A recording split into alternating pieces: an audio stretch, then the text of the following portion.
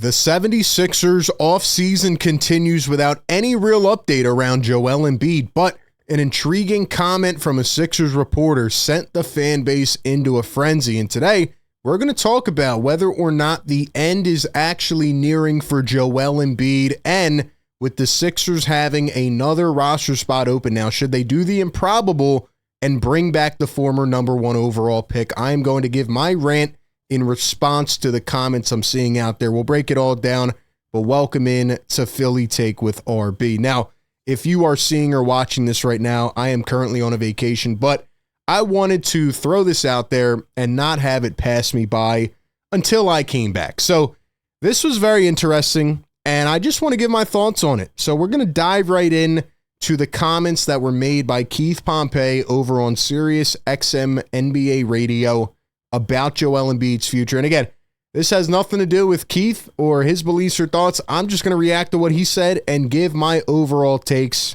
after what I have been seeing. So here's what Keith said about Joel Embiid. Well, may know that the end is near, and this is just me saying, and it's kind of like explaining to people what he's been going through. Because rarely do you have a guy tell you how much pain and how much they're going through. The thing I took from it was no matter who is there, the culture is the same. And I feel like Joel Embiid knows that it may not be this season, but the end is near. And he feels as though he can't play to the level he used to. I could be wrong. He could come out and have another MVP season. But that was my takeaways and questioning why did you come out with this article at this particular time. So I think there's a couple interesting things in there from different viewpoints, and I'm just going to break it down in terms of what I think. But give me your thoughts down below. Do you think Joel Embiid can ever return to MVP form, or at least be like a 28 to 30 point per game guy? Can he be that dominant force? Can he be a secondary option? Is he done altogether? What do you think? Now, in terms of the article, right, that he was referencing put out there, here's what I actually think happened, right? Because we talked about it in one of our videos and all that, and I heard some other people interviewing this guy. I didn't really watch those interviews, but obviously this author, right, who is not well known before this piece over at ESPN, is either friends with Joel Embiid, or maybe has a deeper connection with him, or maybe they are from the same town. I'm not exactly sure, but for someone like myself who has at least been around Joel Embiid once or twice before, obviously, I haven't had like a full convo with him, but I've seen how he acts, and he is very reserved. Like, I understand this whole notion of why people think he's not a good vocal leader. He admitted that in this article. Like he said, I like to lead by example. I'm not really that much of a vocal leader.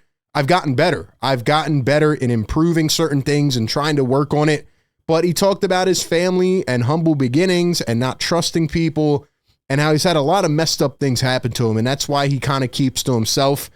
And when I think about all that, you know, for Joel to be this open with someone like this, he obviously has a deeper, like, interpersonal connection with them. But that being said, I think the main reason that Joel Embiid came out here and said all this stuff, and Keith alluded to this, saying the culture is the same no matter who's here.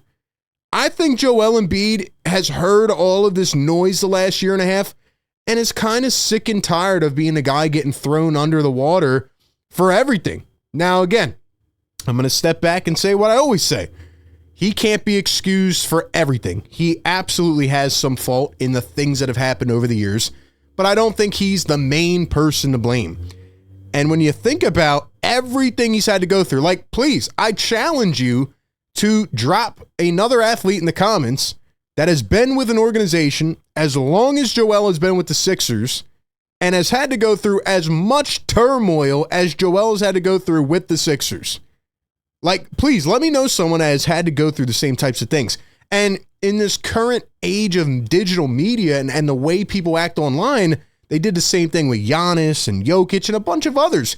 Until you win, they're going to drag you through the mud. And when you do win, they're going to act like they were on your side the whole time and you're an instant great and all this type of stuff.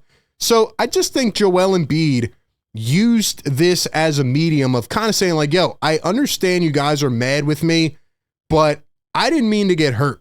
You know, before that first initial injury, like we talk about December of 2023, we were streaming every game. I don't think some people remember or realize Joel Embiid was having not only one of the greatest months in NBA history. He was averaging 40 points per game, but he was having one of the best seasons ever. I remember Pat Bev saying it was the greatest season in NBA history to that point on his podcast when he was with the Sixers and around Joel Embiid. But nonetheless, after that injury, Joel sacrificed his body, came back earlier than he should have, averaged 33 a game in the playoffs against the Knicks, still lost, was playing on one leg, you know, has tried to go through these different things. And even way before that, with the teammates acting like divas and the GM talking about him on a burner account. And I can go down the list for hours and hours. Like he said, it should be a documentary one day. I'm trying my best. It's not just me. You know, I've had to go through all these different things, even more beneath the surface that you guys and girls don't know about. So really, that's what I think this was. Now, does he think the end is near? Possibly. Maybe he's like, you know what? If I come out this year and I'm not healthy, then maybe I just medically retire and I take the money I have and I ride off into the sunset. You know, do I want that to happen? No. Do I want more than anything Joel to come back and play like an MVP? Yes. Maybe the end is near for his MVP days, but with how the league is trending, and we said this even before he had that injury, like how the Sixers play, you know, can't just be predicated on a big man in the middle averaging, 30, 40 touches a game. It may not work in the playoffs. So I think the Sixers are getting younger, quicker, and athletic. Maybe Joel can be that secondary option as a big man who focuses more on facilitation and defense and things like that. But I do think if he goes this year and his knee's not healthy, like they're in a bad situation. And it goes back to last year when I said they made a mistake giving him that contract extension. He has put in the blood, sweat, and tears for this organization. I think you saw that frustration even in the Marcus Hayes thing last year, right? He said, I've done too much for this effing city to be treated like this.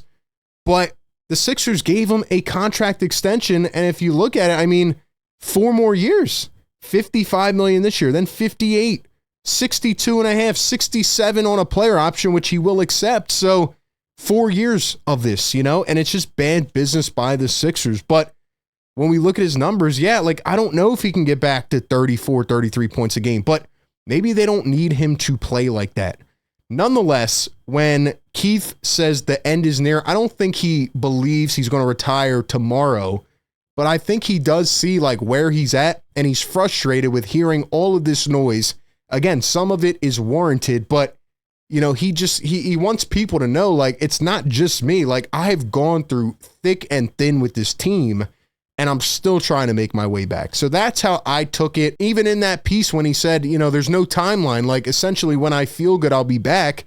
And hearing Daryl Morey say, oh, well, fans aren't going to believe us till he's out there at training camp and preseason. Yeah, you're damn right. And the fans are already pissed off. So how do you think you're going to sell tickets this year when you couldn't sell them last year? So anyway, it'll be interesting to see what happens, but everything depends on his knee and that health.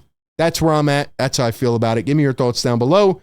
And the other Sixer, aka former Sixer, that we have to talk about is Ben Simmons. We put this graphic out on our Philly Take social pages. Be sure to follow us over there on X and Instagram. And we said who should take the final spot, right? We expect Grimes to eventually re-sign, whatever the terms are. But the Sixers need more forward help. They still need a starter. Chris Boucher, Thomas Bryant, Precious Achiuwa, Ben Simmons, Trey Lyles. Those are some of the forwards and big men on the market. And I said in my last video, I think Precious Achiuwa or Chris Boucher, since they're Nick Nurse guys, could be potential signees. I don't think anybody here really moves the needle. Maybe Achiuwa could be like that, versatile defending piece, but still can't really shoot that well.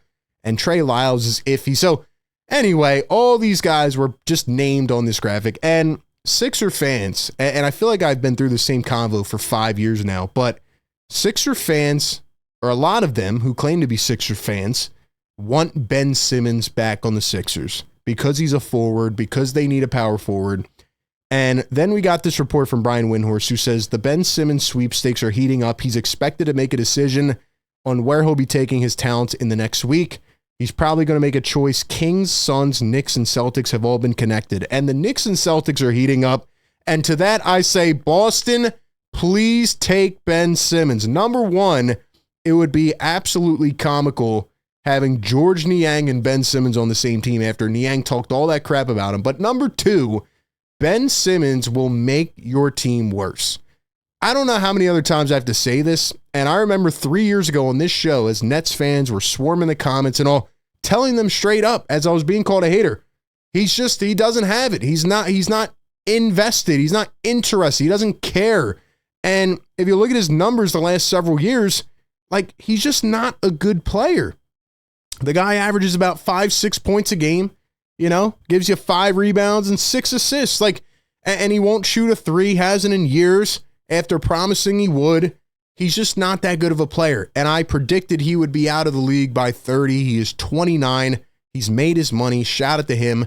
But he also royally screwed the Sixers. So bringing him back makes absolutely no sense. He's not a good fit. He's also slow and injury prone now, not what he used to be on the defensive side. There's no reason to bring this guy back. I can say it until I'm blue in the face. Boston, please take him. New York, please take him. Oh, I mean, it would be absolutely hysterical to watch. And could you imagine, though, if Ben Simmons did come back and give a revenge game to the Sixers? I would eat all of my words, but there's just no way I can see it happening. I just find it funny that we're in the year 2025 and we're still talking about Ben Simmons sweepstakes. I mean, come on, let's get real here. It's not happening.